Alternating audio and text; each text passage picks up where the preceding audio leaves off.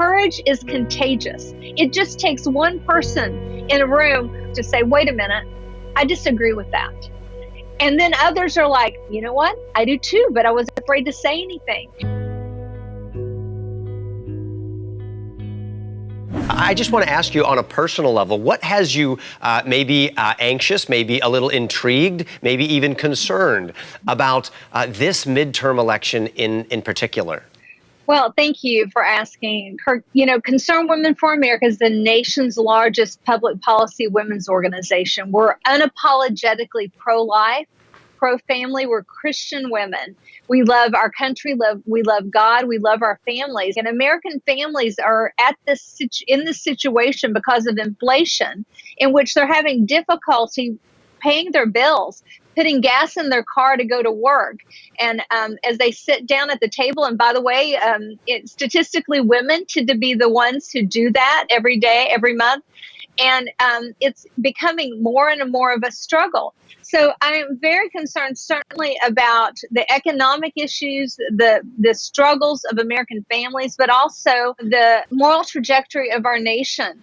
And the back of our bus, it says, honk if you know what a woman is. This is the year of American parents. Parents are so discouraged about what is happening, how their children are literally being targeted by pedophiles and just people who are ignorant, honestly, in their classrooms. This is time for parents to step up. I just finished a stop in Pennsylvania at Grove City College. It was snowing, by the way, and young women came out, and they're very concerned about the issue of women's sports. But more underneath that, and more importantly, is recognizing that God made male and female, and that we are created uniquely with dignity in His image. And so it's almost, you could almost call it stolen valor. The idea that you can simply suggest and decide one day that you're a woman without recognizing our experience, that God created us uniquely, is very painful for women. And at this moment, you have the young women that are stepping forward to take it head on. Penny, this is so inspiring, so encouraging for so many people to hear you say this, because it's what so many of us are thinking. And yet we live in a culture where we feel like we're being muffled, and we even censor ourselves because of the canceling and all of the punishment that comes when you speak out. So thank you for speaking out on behalf of so many women. And I love the sign that's right next to you. We're reading it here. She prays and she votes. And we think, well, shouldn't that just be obvious? Shouldn't a woman who loves God, loves her country, and loves her family pray? Of course she should. But some are wondering whether or not voting is really important. Would you speak to them right now? Why should a woman who prays also be a woman who votes?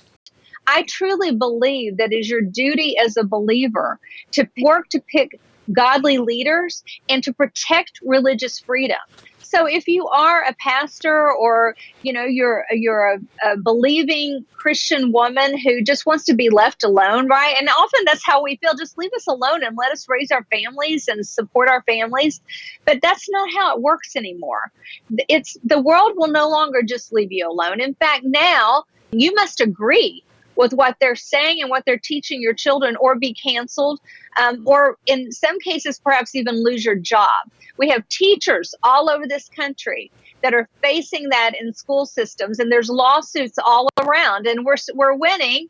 And I'm very grateful. Concerned Women for America worked very hard to confirm the last 3 justices on the Supreme Court, and it has mattered in all these cases.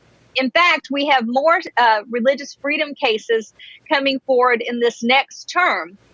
One is called 303 Creative, which is a woman who does a website for weddings in Colorado. It seems like it's always Colorado, right? Colorado was the baker.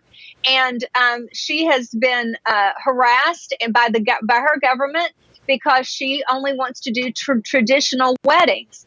And, we say it is her right to make that choice. And so this is going all the way to the Supreme Court. You need to understand the U.S. Senate confirms justices. So we are electing senators right now. There's some really key states. We're rolling through. We just finished Ohio, Pennsylvania, Arizona, Nevada, Georgia. I mean, these are really going to change the trajectory of our nation.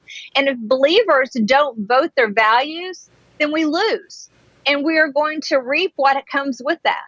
Can you imagine what would happen, how backwards we would go if women did not vote? I mean, that was a hard-earned battle for women to be able to vote, Right. and now for the very definition of woman to be brought into question, and then for women to just sort of surrender the sacred responsibility that we have to vote for good and godly leaders would only take us backward into an era that would make us cringe. Can you just speak to the women out there and inspire them with reasons why they should vote if they've not in the past? We have only had the right to vote for 100 years. Women were the very last to get the right to vote. And I just recently served, I was appointed by the president to the Centennial Commission on Suffrage. It's 100 years. And so that is not very long ago. People suffered for us to actually have this opportunity. And think about what a great nation we live in, that we can have the opportunity every 2 to 4 years to completely change our government. The American church prayed for 50 years. There were women all over this country, Concerned Women for America members that are, older than us, our founder, that came to Washington, walked in the March for Life, moms that had their little babies that are now grown on their hips in strollers, walking the halls of Congress, walking the halls of their state legislatures, working and advocating for life. And so for 50 years, American women fought so hard to overturn Roe v. Wade. I was so blessed to be on the steps of the Supreme Court June 24th of this year, to be there when the court actually made that decision and came down and overturned Roe. And so now we can have this conversation in the state level, but understand right now, and President Biden was just recently discussing that it's his goal by legislative fiat to now make abortion legal at any point, any reason, any number, all paid for by the taxpayer, literally undoing the hard-fought victory that pro-life community, that the church worked and prayed for. And so that's just one of so many issues. Penny, talk to us about this exciting initiative that you've started here. She Prays, She Votes, the bus tour. You've been on the road. Where have you gone, and what are you finding? Oh, my goodness. This has been an amazing tour. I'm only 3 days in. I have a bus full of wonderful women, young women who are rolling across the country. We're going to hit 12 states, 40 stops. And I mentioned the really key states that are really impactful in this midterm election cycle. And that is, we started out in Ohio, we finished Ohio, we're in Pennsylvania right now. We're rolling through some other states and stopping. We'll stop at Liberty University, which I'm a graduate of and on the board, and say hello to students there. We'll be going through some other college campuses, but then going down to Georgia, Arizona, and into Nevada. And so you're stopping and you're talking with women specifically in all of these states. What are you finding to be the most important issues on the minds of women? We talked about the life issue already, and I think that is certainly top of mind for American women. There are other women who may not think about it on an ongoing basis as we do, but what they know is that they are losing about a month's worth of pay because of inflation. And what they know is that their life is much more difficult, and they're having to make choices on whether or not they can take their children to an activity, or what they're able to do, what they're able to save for their kids' college education, because of inflation. I mean, it is dramatically impacting women. And then the other issue is crime. The number one Google search right now is the word crime for women.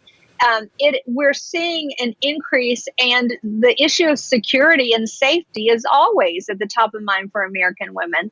And so those are issues that are ongoing, and it's not just conservative women, it's across the board.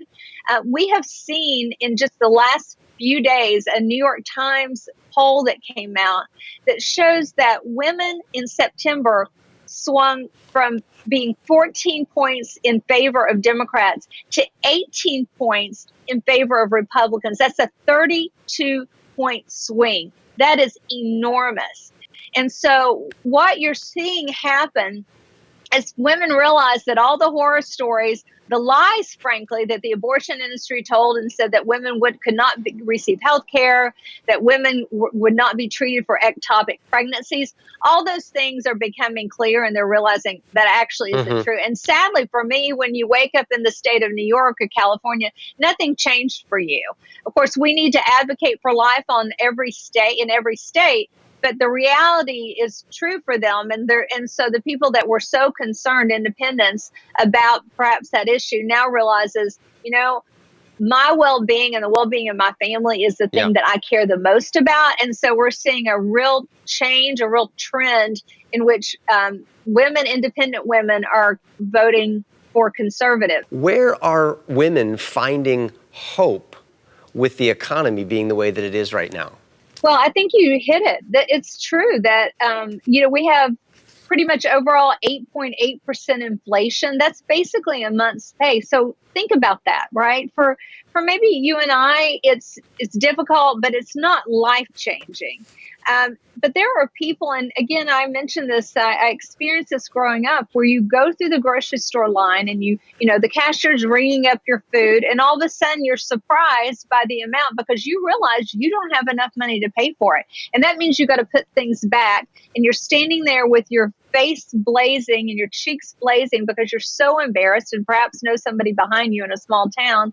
And this is not odd. This is what is happening, and this is the reason people are so angry.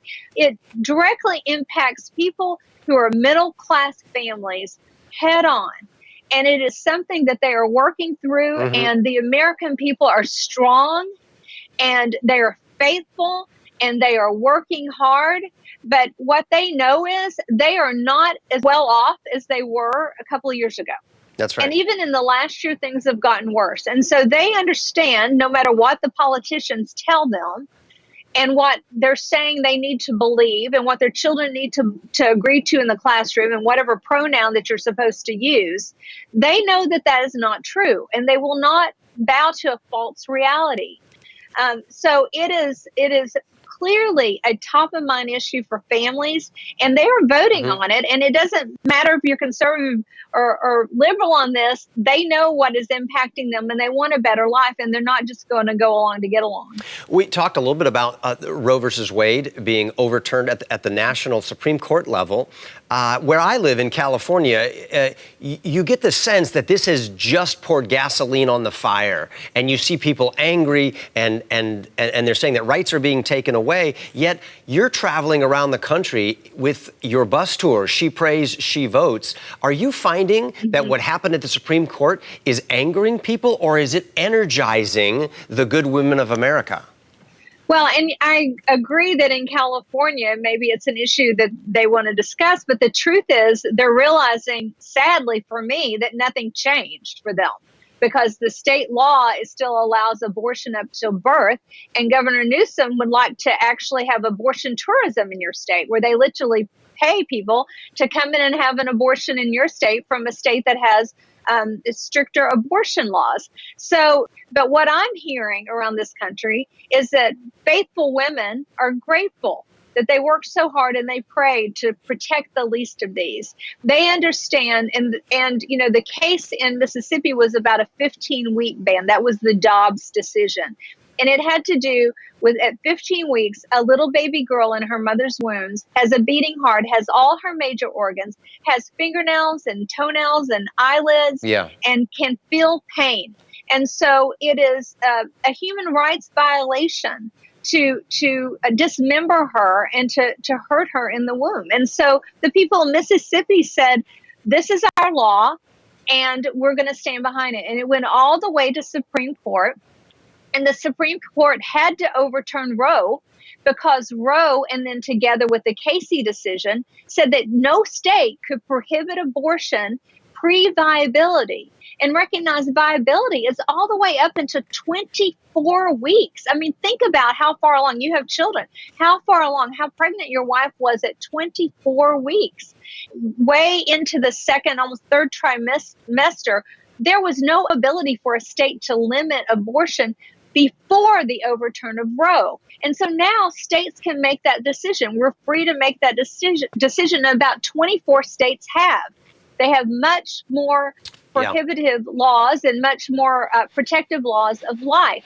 What the Biden administration wants to do and what the left wants to do is take everything back to even beyond Roe, to say abortion has to be legal up until birth. And so this is where we are. And your question for me was, how do women feel on this issue? Christian women are grateful for where we are, and they're also very cognizant of what's happening for them. But I have to be honest that when you talk about independent women, it's not the first thing they think about. What they are thinking about is what we just talked about, and that is the well-being, the economic well-being of their families. Well, as a father of 6 children, 4 of my children are adopted. Which means there were mothers out there who valued the life of their babies. My wife is also an adopted child. And so I am so grateful for the overturning of Roe versus Wade, which allows states to protect those babies who turn into our wives and our mothers and our daughters. And I have found it to really energize people of faith, because never in their lifetime did they imagine that they would see the overturning of Roe versus Wade. And the answer to those prayers have happened in this generation. And I'm finding that's putting fuel in the tank for a lot of people. I'm just finding that women are finding their voice, though, on this issue. And because you're an adoptive father, my brother is my much loved brother is adopted into our family. It is part of our culture to adopt, because we understand that we are adopted heirs of Jesus, right? And so it is very essential. But I am recognizing, and what I'm seeing, is that American women that are Christian women are finding their Esther moment. We are stepping forward and speaking into this issue, speaking truth to power. And even though there for a minute, you feel like, as you said, that you're censored and you're afraid, but no, they're finding their voices and they're so courageous and they're speaking forward. And guess what? Courage is contagious. It just takes one person in a room to say, wait a minute, I disagree with that. And then others are like, you know what? I do too, but I was afraid to say anything. And so I'm seeing this beautiful thing unfold in which Christian women are stepping forward because they realize they are the best advocates for some of these issues, especially the dignity, the unique dignity of women. Penny, many people think about politics, they think about elections, and they think about the big stuff like the president being elected or the Supreme Court justices. But it's also been wisely said that all politics are really local. Talk to those who are saying, it's the midterm election. I'm not even sure what that is. I'll vote once every 4 years for the president because my little vote in this local stuff, I don't know anything about it. Oh, my goodness, even more so on a local level. I mean, that is, of course, so wrong. I pointed out before that we're picking senators who has the majority of the Senate. And that means when the next time, if the president appoints, if it could happen. I mean, if a Supreme Court justice retires or dies, we would really appreciate the next Supreme Court justice knowing what a woman is, right? And then you've, of course, got the House races. And this is very important for the House of Representatives because we have bicameral government. But what you asked about was the down ballot races. There's some governor's races, but then you get down to these local races. And we're talking about school board races. School board races and governors being elected and state legislatures. Mayors. So, I would suggest that we really need Christians to step up for some of these local races, particularly for school boards. I don't think we would see what was happening if more Christians would be willing to step forward and lead and be elected to our school boards in order to protect our children. If we want to make a difference, that's how we can make a difference. So don't neglect the down ballot races. It in some ways impacts your life even more profoundly than these federal offices. Yes, and because I love studying history and I'm so grateful for the blessed nation that we have that's unique in all of history, there's this doctrine of interposition where local races really make such a big difference. And by that, I mean a local governor, a local mayor can interpose, can step in between tyranny coming down from the national level to protect his people or her people. And that's another reason why that's so important. Not just to have local leaders leading the way, but guarding and shielding us from bad leadership that's higher up the food chain. Well, we've seen that even more recently, whether churches were opening or closing, sometimes that decision sometimes was made on the local level and was often made at the state level. So in some states, in Florida, for instance, there was no problem. Your kids could go to school. You could always go to church. In other states, it wasn't that way. Like my state in California. We were under house arrest for quite a long time, but the church that I was a part of realized that when the abortion clinics and the liquor stores and the strip clubs and the weed shops got to stay open, they were essential. Right. They realized that something else was going on. They threw the doors to the church open, and everyone flooded in and began to build community. And with that community, there was immunity to fear. There was immunity to isolation and all the things that have caused so much collateral damage.